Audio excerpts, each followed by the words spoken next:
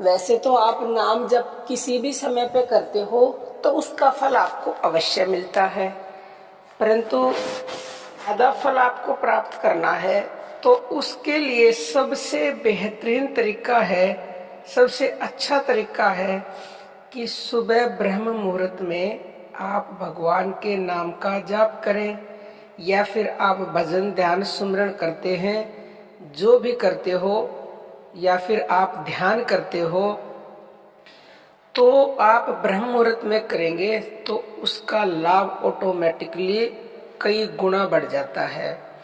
क्यों?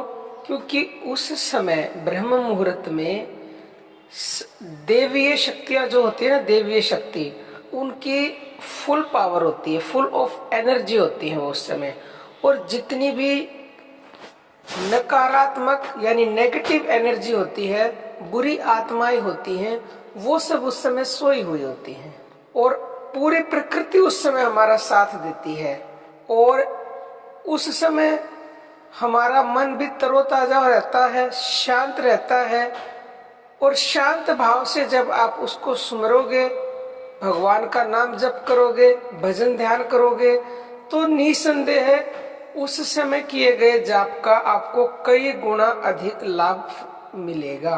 ब्रह्म मुहूर्त में जागने के तो वैसे ही अनंत लाभ हैं, और अब अगर आप ब्रह्म मुहूर्त में जाग गए और जागकर परमपिता परमेश्वर से जुड़ गए, तो फिर कोई शब्द ही नहीं है मेरे पास कि आपको कितना लाभ मिलेगा। क्योंकि जिस भगवान ने हमें ये मनुष्य जीवन दिया है, हम पे अहेतु की दया करके उसने ये मनुष्य शरीर दिया है।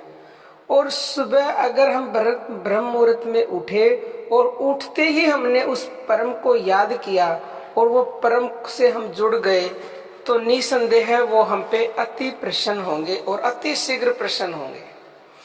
क्योंकि ब्रह्म मुहूर्त में जो जग जाता है ना, उस पे वैसे ही आप समझो कि उस परम की अति कृपा है, अति कृपा। क्योंकि वो हमें कुछ देना चाहता है, आगे बढ़ाना चाहता है, जब भी हमें वो ब्रह्म मुहूर्त में जगा रहा है। लेकिन अगर जाग के हम उससे नहीं जुड़े तो फिर तो आपको जो स्वास्थ्य के लाभ मिलेंगे वही मिलेंगे, बस प्रभु के नाम जप के लाभ नहीं मिलेंगे। अगर आपने नाम जप भजन ध्यान नहीं किया, भगवान का नाम जप करेंगे, भजन ध्यान करेंगे, तो आपकी हर इच्छा तुरंत पूरी होगी। देरी का कोई काम नहीं है, बशर्ते कि आप मन के द्वारा या फिर श्वासों के द्वारा उससे जुड़े।